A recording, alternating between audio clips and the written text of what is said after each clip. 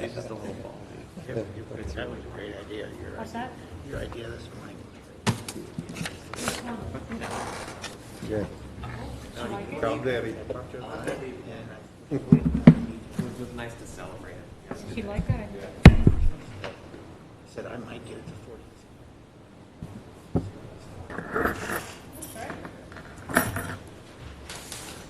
I just want you happy, Dave. I just want you happy.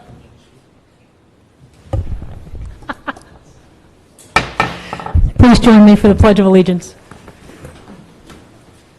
Pledge allegiance to the flag of the United States of America and to the republic for which it stands, one nation, under God, indivisible, with liberty and justice for all.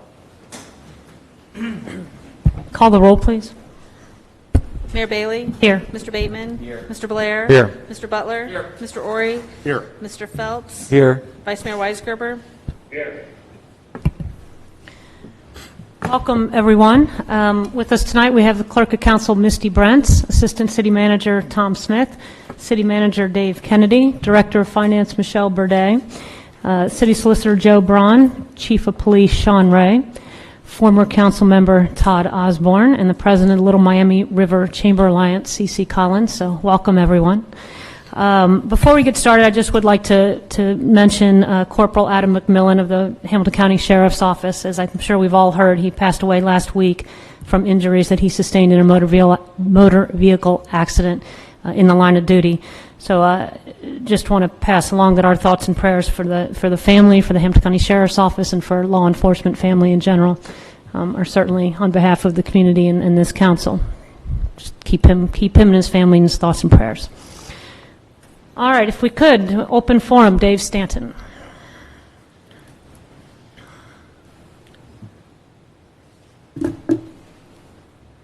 Thank you. Here tonight, it's Dave Stanton, 208 Century Hill Drive, Loveland. Here tonight to talk about the rezoning recommendation that will be coming to you from the Planning and Zoning Commission. And as the song goes, here we go again. Third time. Finally, this time, Planning and Zoning does follow the ordinances almost. What was missed this time again was the comprehensive master plan. No, the argument is it's old, but it is the plan. The Constitution is old, but it is the plan. The goals and strategies for North State Route 48 are to maintain a similar densities for all new developments or redevelopment. This rezoning does not meet that requirement. Preserve open space, rural atmosphere, river quality of the Little Miami River, and other areas of sensitive development. Again, falling into what the comprehensive plan calls for. When you look statistically at the old comprehensive plan or the comprehensive plan, one of the number one issues was traffic. I'm not a betting person, but I'll bet that's exactly what you'll see in the new comprehensive plan. Traffic is a big issue. It's been discussed here at City Council before. It was last council meeting around the sale of the land up on Butterworth Road in the new 35-home development. And my understanding is the city is looking to use TIF money to help improve traffic flow on 48. This even becomes a more critical factor with this new 25-home development, townhomes going in as proposed. The other thing around ordinances, when you look at 1115.06, the standards for zoning and map amendments, specifically calls out in B, the Planning and Zoning Commission shall not recommend the adoption of a proposed amendment unless it finds the adoption of such an amendment is in the public interest and not solely in the interest of the applicant. This is solely in the interest of the applicant in this case. It's an $11 to $12 million project for them. And yes, it does, from a tax side, it does benefit the city. It does not benefit the residents of North Loveland. We know, we understand this is all about money for the city. And those statements have been made very clear to us. But I hope the city is not just about money. It's about the community we have here in Loveland, the people that live in Loveland, and have been and made a choice here several years ago to live in Loveland. When we look at how city handles finance, I could open up a whole book around that. I just saw again, spend $800,000 and get $300,000. I'm not an expert in government finance, but you got to run it like a business. Can't be in the real estate business losing money over and over and over again. I'll go back to this issue around money, that to a quote from Mayor Bailey, even though the proposed project impacts those in the immediate area acutely, any proposed development impacts all residents, and at least insofar as city finances are concerned. The people of North Loveland have seen that, read that, and said the city doesn't care about us. Show us you care. Do the right thing. Do not allow this rezoning. Thank you. Thank you. Karen, is it Shara?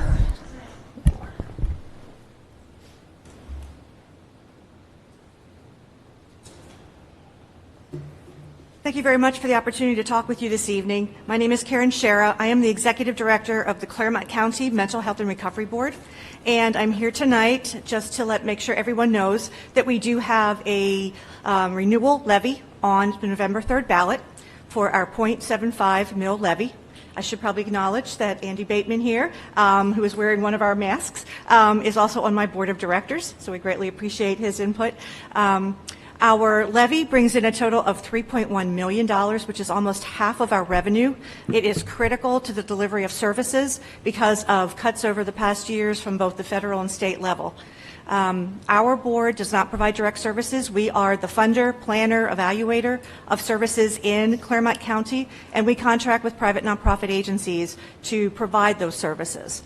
The levy is completely responsible for some of the best services and most needed services that we do have in the community. One of those are school-based services in the 9 school districts that are fully in Claremont County, although we will also make provisions for Loveland if that's necessary, and I'm a mentor at the Loveland High School, so we do try to get involved with that as well.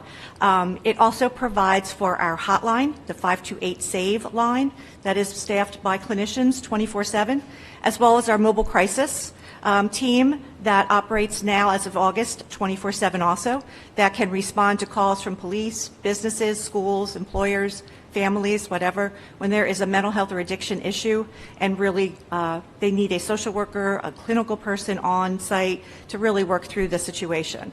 So that's another one that's funded with our levy funds. They also help with everything else that we do, things like employment services for those who have both mental health and addiction issues. Our philosophy is that our services have to be beyond just what everyone thinks are typical, the counseling, the case management, the medications, all the things that help people deal with either their mental health or their addiction issue. We think it's important to help people find housing, to get employment, and not just employment, but maybe a career, get back to their lives so they can be productive citizens in the community. That's important to us, and it's important to the people that we treat. Our work in the community is only made possible by all the people we collaborate with. We have very close relationships with schools, with police, with the courts, with the jail, with businesses, employers, with just about every social service agency in the community. And I should mention we're not the only countywide levy on the ballot, so is Children's Protective Services and Senior Services. We all work together to make sure that people in the community get the services they need. Services are even more important in the past decade. We've been dealing with the opioid epidemic, which has really hit our reserves and our money very, very tightly. Andy will tell you that we have very little other than what we actually fund, and I'm very proud to say that over 90% of our funds do go to direct services. That is the focus of our board and our agency, and we really stick to that.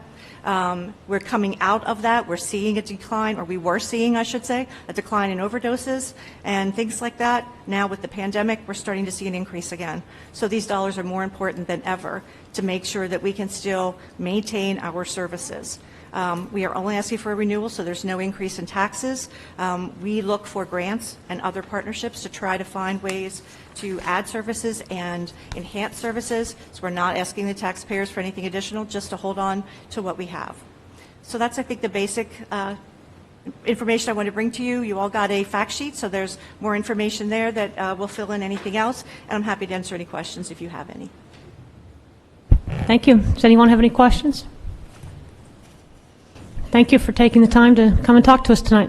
Thank you.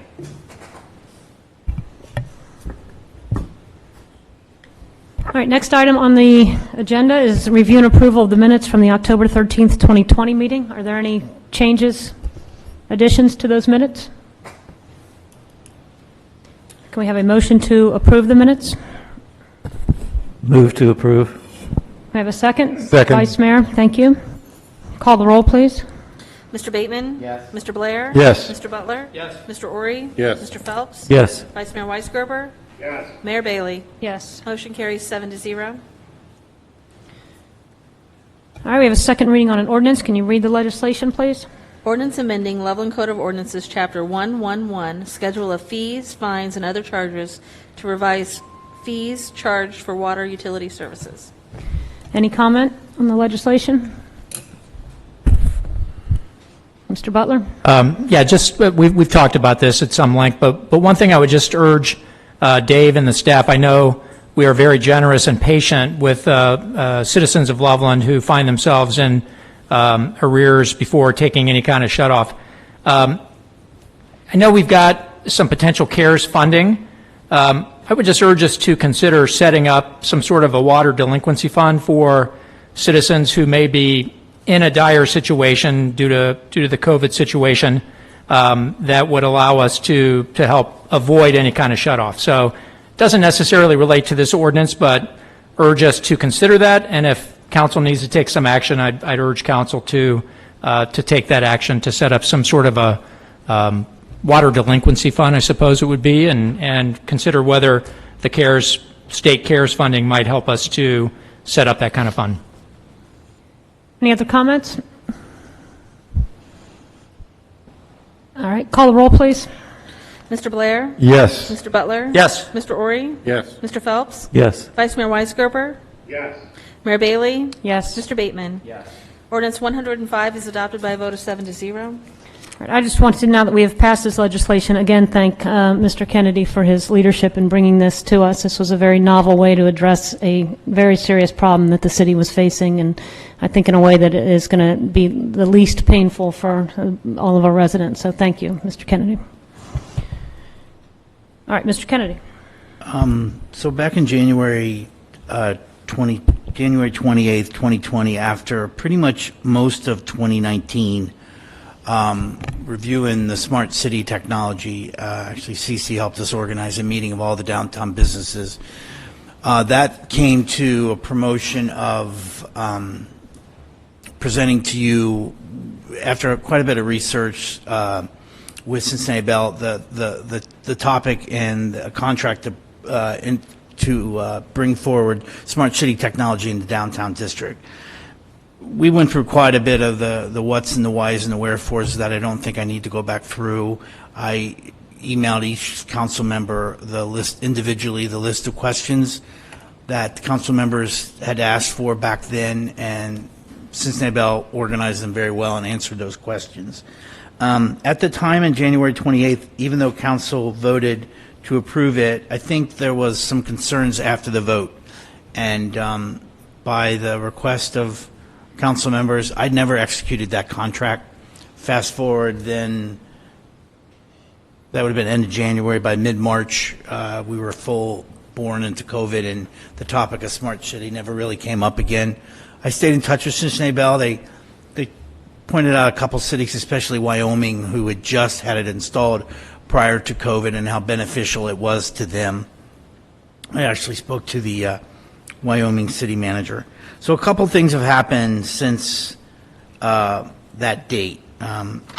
Nothing's changed as far as what it can do and what we promoted, and public safety and business and the ability to promote and the potential for it to generate revenue, which I don't know is by any means the prime purpose. But a couple things that came forward on this was that first and foremost is the upfront cost is ineligible, clear as can be, is ineligible CARES Act funding. And I think through Tom and Michelle, we know that the cities receive CARES Act funding. We're within the requirements of the OMB, the Office of Managed Budget. Tom and Michelle make sure that every purchase for the CARES Act meets that. And while the CARES Act money is certainly benefiting the community and all of our expenses, we're trying to do things outside of the community. There's not going to be a public restroom in a city park that isn't completely touchless, all new facilities. Another thing that I think could be quite an addition for the city for multiple reasons, now more than ever, that the ability to have access to internet is a big deal for people working remotely and students. That's another thing that was maybe touched on back in January, but I think it's a little bit more prominent now. So the $31,000, I'm not trying to make any inclinations that the ongoing cost is a COVID expense. The $31,000 is definitely, I've confirmed it with Tom, who knows this, what's eligible for CARES Act funding. That takes that initial cost off the city's plate. And then the other one was, I think what surfaced was sort of a call from the PR committee, and I think also from Mayor Bailey, and I've spoke about this for quite a while, which is there's so much going on in the city, and we don't get our message out. We basically dump it on Misty. Misty gives us a news flash. Misty posts something on Facebook, and we're not doing any of that well. We have got all the social media platforms, but we really don't do that. So the thought was, in conversations with Kathy and an email that went to, I believe, all of you from the head of the PR committee, was the ability for the city to look at just a part-time position for a PR manager, very similar to what the city of Milford has, who promotes their items very well. And actually, in looking at the job description, we're actually reviewing that. Because I think one of the concerns in January was not only the cost associated with this, it was it needs to come in and be ran to its fullest. You know, it's like having Joe Burrows and not having an offensive line. I mean, we really weren't running it properly. So I just threw that in there. And I agree, because it really would have largely fell on a couple of us here at staff, and I don't know that I'm in a position to go knock on doors and hey, Gina, would you, that kind of things. But I still stand strongly and for many aspects that it would be a good thing for the city. Police, I find it interesting that the Dayton, Oregon district, very shortly after their incident, jumped right into this. From a public safety standpoint, I think this is a very good move from the ability for our police. For example, they would have a dedicated SSID. So when the police are down here, they would have an SSID that no one else can get on. Though City Hall, it's a year from now, and we're back to the 4th of July that we all know about. They would never be impacted. Something's going down, they have the ability to have unlimited access to each other. I think that's a big deal. That Oregon thing sort of, that wrinkled me a little bit. I spoke to Sean, I believe, the very next day. I think, and that's a big deal for the city, and I think you'll see, that's part of the reason why you see Sean having more and more officers down here. The impact on our businesses is significant. I was on the phone exchanging emails again with Cincinnati Bell. The ability for us in the chamber to promote events, the email blast, the things that you're getting when they sign up to acknowledge that they want to be about in our smart city, is an important part of the ability for us to have that data. That data is for everybody, and the ability for another thing that came along with this is that separate platform. Every city, and Tom and I went down and visited what they were doing in Covington, and that they don't use their City of Covington platform. They use a different platform for that. The Love and Life website is all but complete and ready to be that platform that you would get to when you come into the city. It really has a lot of features that, reading through all of the notes and going back over all the answers to all the city questions, And then adding on to it that we'll have somebody to run it. Add on to it that one of my city council goals, I know that city council sets goals every 2 years. I have to set goals every year, which I have to as part of the budget. You'll read my goal. One of my goals for the 2021, and it's not going to be necessarily the easiest thing, is this city of Loveland should probably have a SID. We should probably have a special improvement district. And Tom and I met with a consultant who helps cities do this.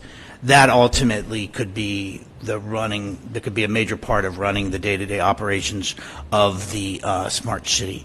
So I just feel like it's time to bring this forward, partially in all transparency. I'm running out of time to spend COVID money for this. But I think the ability for us to get someone in who may ultimately be working with the SID, that public safety aspect of it, that ability for a kid to sit at Nisbet Park and do his homework, the ability for someone to be sitting at the Neil Ori Adirondacks chairs by the clock and doing work. And I mean, there's just a lot to it from that component, and the ability to promote what goes on, the email tool that comes with this, that also factors into the emergencies aspect. What the police could do, they could literally from their phone go, the gates are broken on the train at anyone who's ever been in downtown Loveland. It is, I don't even think Cincinnati Bell, with all their efforts, has really sold all that it can do for the city. So with that in mind, I just think it was time to bring this back to City Council. I respected what you guys did in January, because I got phone calls the next day saying, from some of you that voted no, yes, and some of you that voted no, just saying, I don't know that this is right. And that was partially because we didn't supply you enough data. So with that in mind, I tried to give you everything I can. The only modification, the only reason why I'm rescinding the legislation you passed in January is, actually, I tried to talk to each of the council members a little bit about this. I believe it was Neil or Kent mentioned that it really makes sense to put that, go away from the 60-month plan and go with the 36-month plan. It's a savings of $57,360 over the life of the plan. And I'm not making any false aspirations of revenue that's coming in. My goal is that it's up, it's running, it's vibrant. It is a big part of driving over the bridge and it becoming part of what we do in downtown. Lynn Tetley, she's the city manager of Wyoming, and I've known her for a long, long time. She said she speaks very, very highly of it.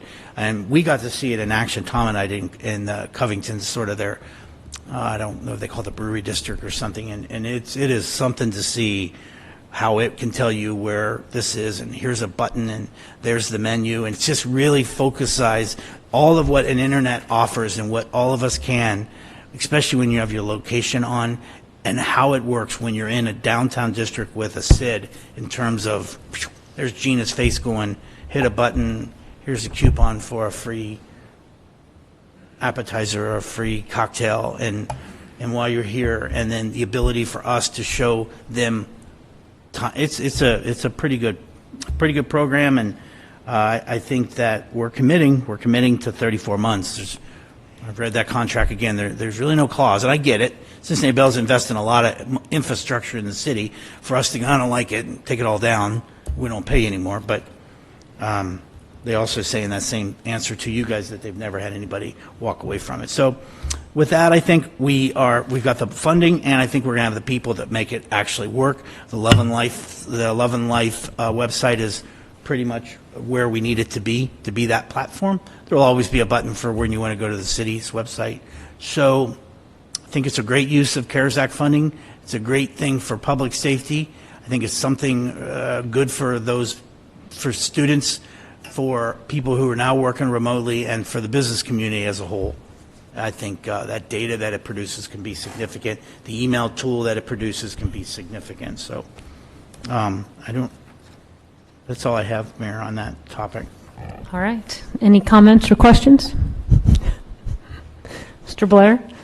I have a question and a point. Dave, if you can turn to page 48 of the packet. and what's shown on page 48 is a number of categories. What is this? This is the things that are filtered. These are various items that they're telling you right now that they're going to filter out of view. You're not going to see adult pornography. You're not going to see these. They're just telling you right now. By the way, these are the things that people that use smart city Wi-Fi in the downtown Loveland are never going to be able to see. Okay. Now, one other benefit of this program that I think you touched on a little bit, but I think will be very helpful is the fact that this Wi-Fi, if we can spread it out even more, could help those students in the Loveland School District who don't have Wi-Fi at home, who may not have access to good internet at home. They'll be able to get access to internet and do their schoolwork from home just through accessing this Wi-Fi. Yes? Oh, yes. And I think that recently the Community Improvement Corporation has put together a program whereby we're going to sort of adopt streets in the Heights and offer grants for community improvement. I think the Community Improvement Committee should consider offering to pay for some of these cans, and each time we adopt a street, I think it would be a great opportunity for us to further sprucing up of the street is to put a can on every street that we improve, just to help with the Wi-Fi, internet, and that sort of thing. Yeah, I think it's great. Thank you. Did you want to say something, Mr. Kennedy? All right. Mr. Phelps, to see your hand. Yeah, I was a skeptic of this when it was first brought before us. Seems like more than a year ago, but it was a little bit less than that, I guess. I had questions, and I think I appreciate the fact that you took those to Cincinnati Bell. I liked reading the responses. I think it answered my questions, and especially given the CARES Act money, I'm in favor of this. Thank you. Anyone else? Mr. Butler? Yeah, Dave, or Mr. Kennedy, I have just a few questions. The 30,000 or so for the initial installation of paint cans is what CARES Act funding would cover, correct? yes, sir. Okay. At that point, and I couldn't tell in the contract, and maybe it's referenced, but I couldn't find it, does the city then own those access? They do not. So it's just for installation. Cincinnati Bell continues to own them. Yes, they own them. We're not allowed to mess with them. Yes, it is in went for yes, they all equipment it remains ownership because, as they put it, if we would ever try to get out of the contract, they certainly want to take down those APs. Yes, it's. I just read Okay. it. I went through the whole contract. That's fine. I'm confident it's in there, but you're confident that Cincinnati Bell retains ownership Yes. of those. Okay. And then I'm still hung up on the termination charges, and I appreciate, and thank you for reaching out to Cincinnati Bell, and you asked them about the termination clause. Their response was, the City of Loveland has been a valued strategic partner with Cincinnati Bell for many years. We have never charged the City of Loveland termination charges for exiting a contract early, even though every signed contract has essentially the same early termination verbiage listed in each agreement. We have at least 4 attorneys in the room, and I think every one of us would say, if something's not in writing in a contract, it doesn't exist. So I'd really urge us to work with Cincinnati Bell to get some sort of a termination language which does not charge us full boat. Section 4.12 currently has, you can terminate the agreement, but you have to pay every penny of the term of the agreement. That's a pretty punitive termination clause, and I appreciate that they're a strategic partner. If they are a strategic partner, they should be willing to work with us on termination language. So hopefully before we agree to this, we work on a more favorable termination provision. That's it. Anyone else? Mr. Ori? As being part of the PR committee and the CIC, Kent and I have talked. Kent and I have talked a little bit about it as well. We met with Dave. The PR committee really feels not so much backing the smart city stuff, but the PR person, and that person could control the smart city, the Loveland Life, the Facebook, the Twitter, all that, which, you know, Misty does what she can, but it's not enough. We need to do, you know, I can't remember exactly, and CC, maybe if you remember the numbers, you can correct me or not, but I think we do like 3 tweets or 3 notices a week, and Montgomery does like 200. Milford does, you know, well in 100. Is that correct? And so I think this, going into the smart city technology, along with what's about to happen in Loveland, and that's an open can. But having a PR person, someone, you know, whether it be part-time or full-time down the road, is significant, and I think it's a good choice. So, Anyone else? Mr. Kennedy? I just want to add two quick things. First of all, Mr. Butler, it's on the top of page 30, packet page 31. That's what I was looking for. Such facilities shall be owned by exclusively and shall remain property of Cincinnati Bell. And then second of all, I didn't touch on this, but we know inevitably we will have a parking infrastructure at some point in time in this city.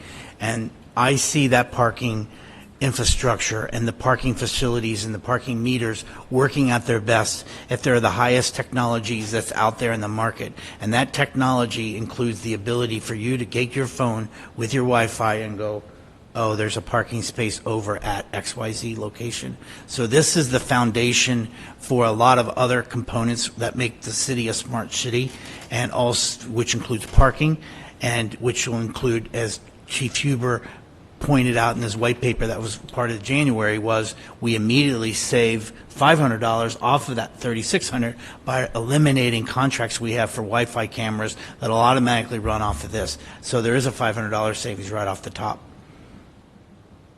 Thank you. Any other comments? You read the resolution? Resolution authorizing the city manager to execute a service agreement with Cincinnati Bell for the installation, monitoring, and management of smart city technology in the city's downtown district and rescinding Resolution 2020-15. Any comments on the resolution itself? Call the roll, please. Mr. Butler? No. Mr. Ori? yes. Mr. Phelps? Yes. Vice Mayor Weisgerber? Yes. Mayor Bailey? Yes. Mr. Bateman? Mr. Blair? Yes. Ordinance 106, Resolution 106 is adopted by a vote of 6-1. Chief Ray? Thank you, Mayor and Council.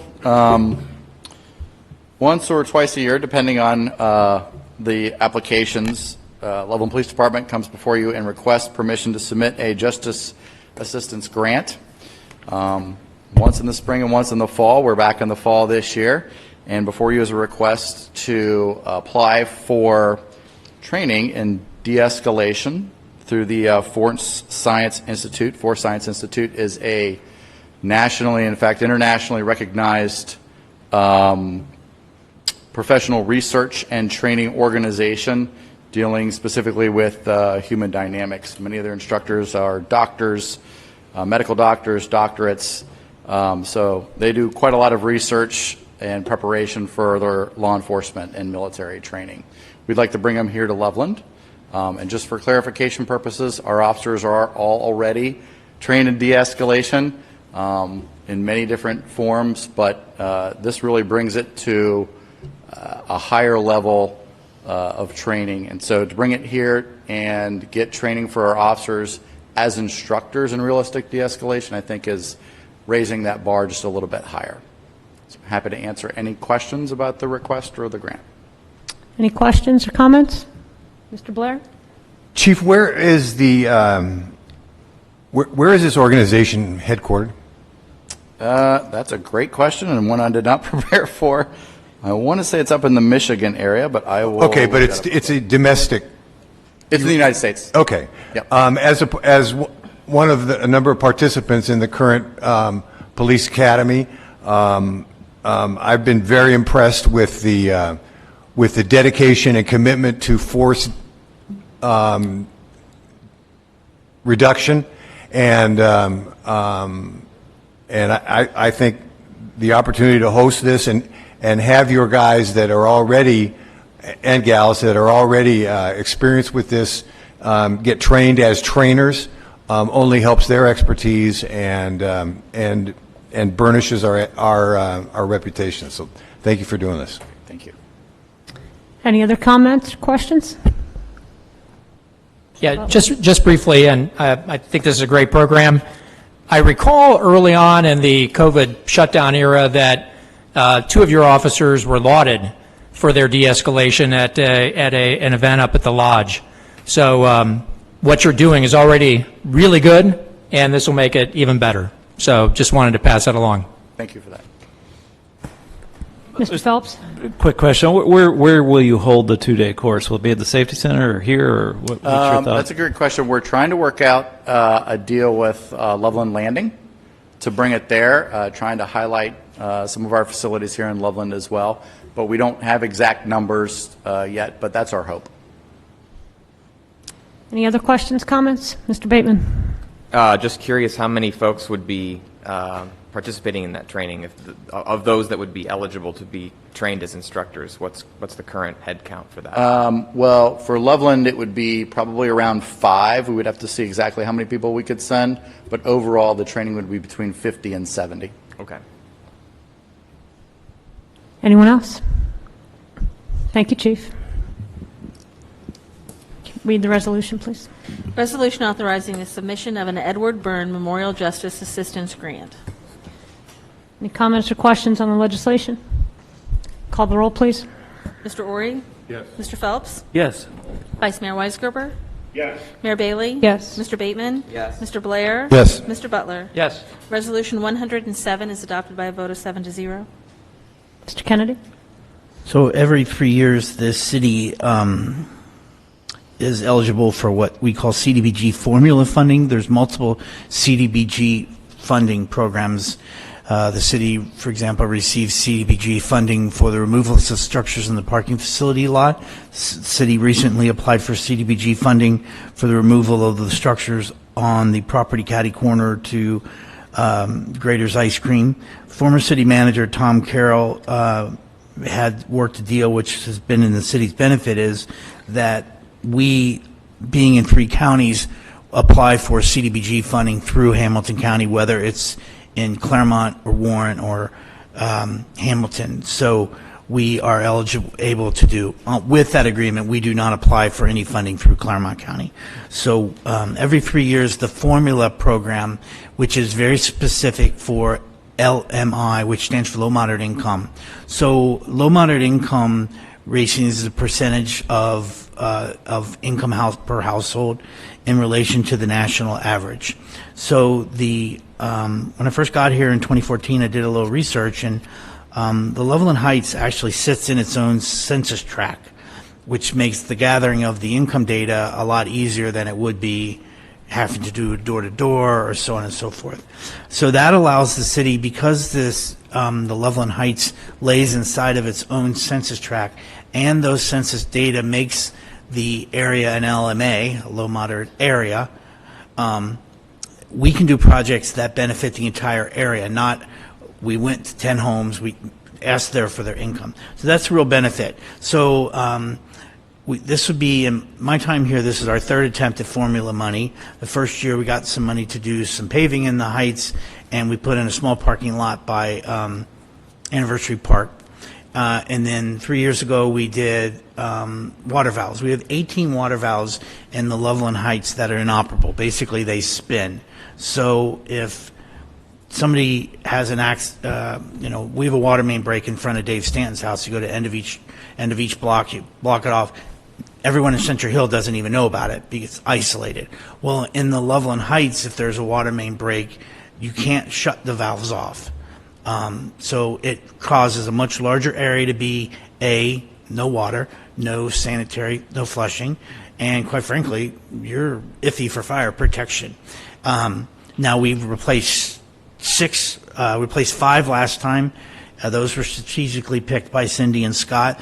What we want to do now is we just want to keep going until all 18 in the Heights are replaced, and they can have water main breaks isolated just like everywhere else in the city. The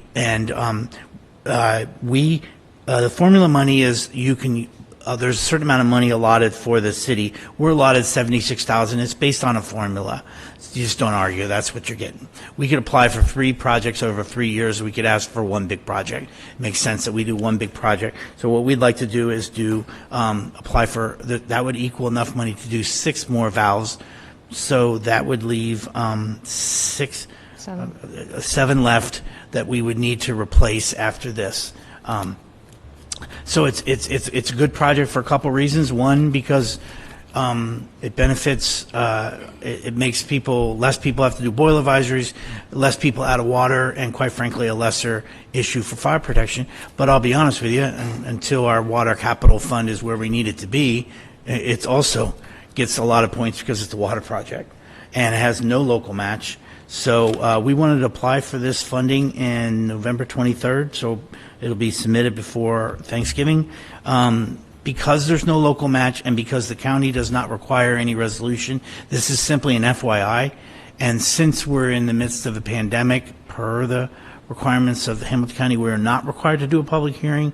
But what I did run was what we'll be running is a public notice called a 5-day notice of a 5-day public comment period. So people can send me comments, but I don't anticipate a lot of people are going to say don't do that project. So that's really it. It's just an FYI.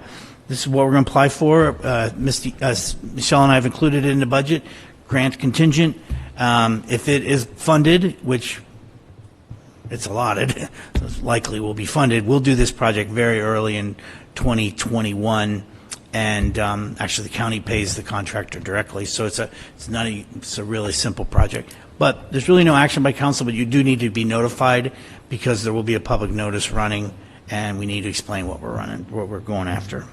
All right, thank you. Mr. Ori? Dave, these valves are not working because they're original valves, right? 60s. Yeah, right. Probably from the 50s. But the water lines are the same age, aren't they?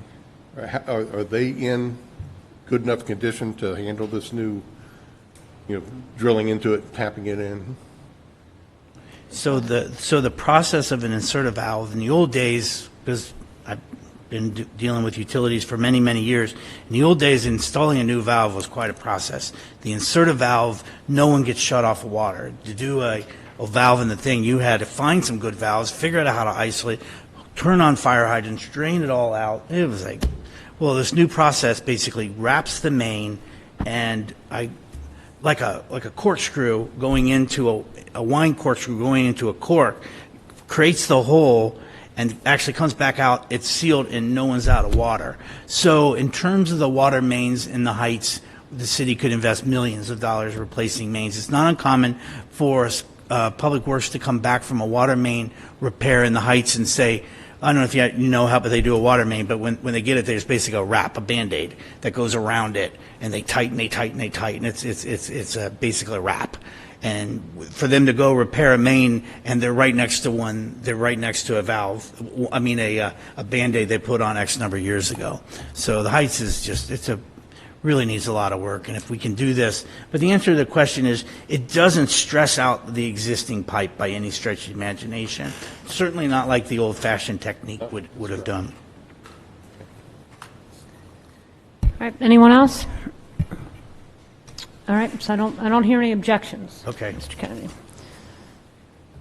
All right, Mr. Smith, so this is the public hearing, go ahead. Public hearing request for the 418 North 2nd Street. Yeah, you can go ahead.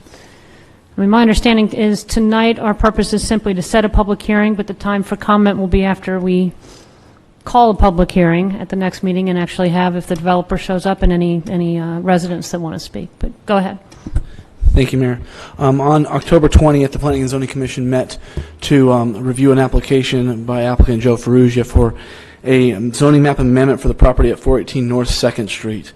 The proposed amendment would be to convert the current zone of residential medium density to a proposed residential multifamily. In their review, the Planning and Zoning Commission recommended the application for the rezone in a vote of 4-1. In accordance with Chapters 111507, the Planning and Zoning Commission shall transmit their recommendation to City Council. So that's the action taking place now. The second part of that requirement is that the City Council schedule a public hearing. So therefore, staff recommends that the City Council take action on the recommendation transmitted from the Planning and Zoning Commission to Council and schedule a public hearing in accordance to Chapter 111507 for November 24th. And any additional information that you might need can be included or is included in your packet. All right, thank you.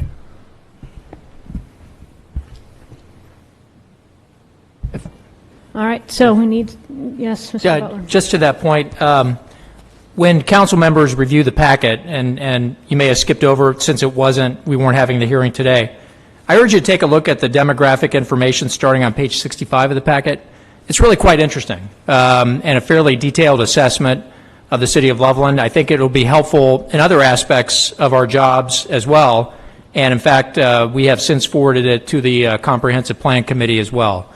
So interesting information, and urge you to take a look at it. Thank you. Thank you.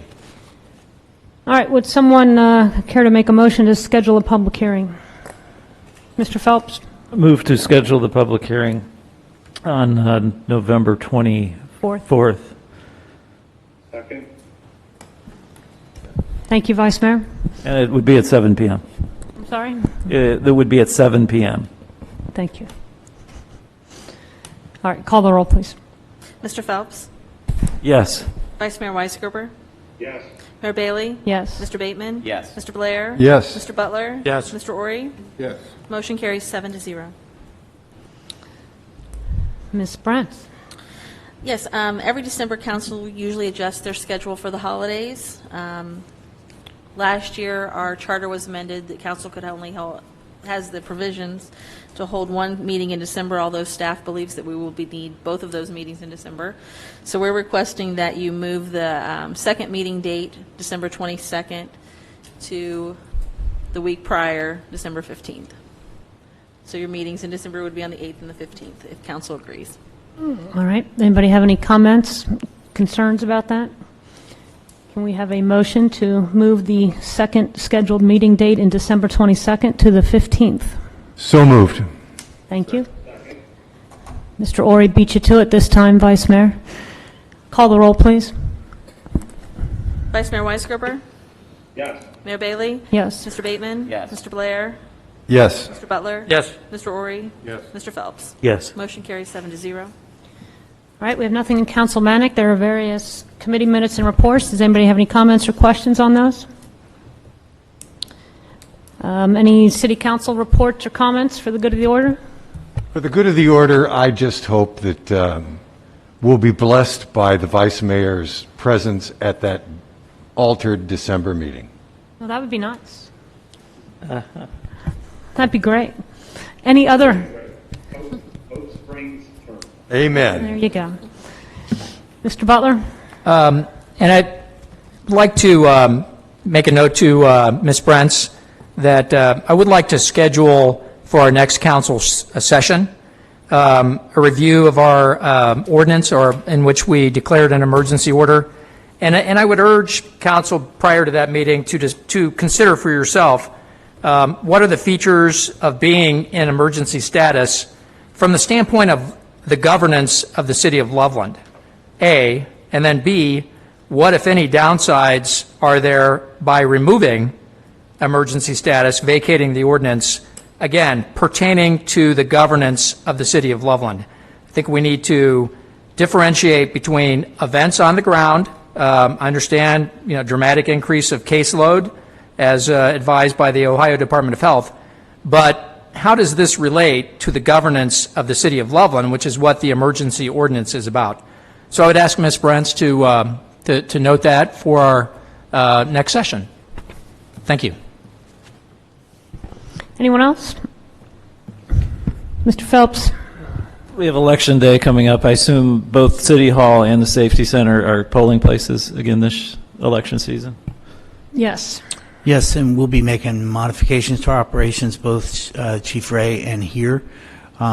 We, out of safety for our employees, those that can work remote will.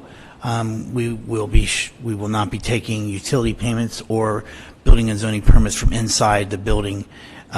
There's going to be a lot of people here. We will have the building sprayed afterwards. So yes, it's still a polling place, but we will be modifying operations of City Hall, and Chief Ray is doing the same at the Safety Center on that day. It's only the right thing to do. We're going to try to direct traffic very accordingly. So, thank you. And to that point, my understanding is in Hamilton County, the lodge is not a polling site this year, that it has been moved to Sims Library, I believe, anybody that voted there. But anyone in Hamilton County, Loveland, that otherwise used to vote at the lodge should check with the Hamilton County Board of Elections to make sure where they are voting this year. Anyone else? All right, next item is executive session. Would someone care to make a motion? Mr. Blair? I move to adjourn to executive session under Ohio Revised Code Section 121.22 sub G sub 2 to consider the purchase of property. Is there a second? Second. Mr. Ori with the second. Call the roll, please. Mayor Bailey? Yes. Mr. Bateman? Yes. Mr. Blair? Yes. Mr. Butler? Yes. Mr. Ori? Yes. Mr. Phelps? Yes. Vice Mayor Weisgerber? Yes. Motion carries 7-0. All right, I do not foresee any business being conducted at the end of the executive session. Thank you.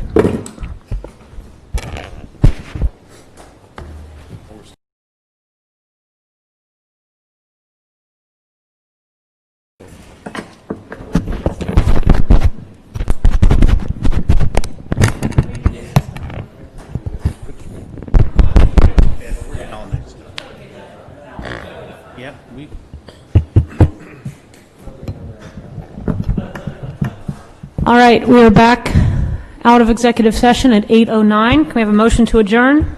So moved. Second. Call the roll, please. Mr. Bateman? Yes. Mr. Blair? Yes. Mr. Butler? Yes. Mr. Ori? Yes. Mr. Phelps? Yes. Vice Mayor Weisgerber? Yes. Mayor Bailey? Yes. Motion carries 7-0.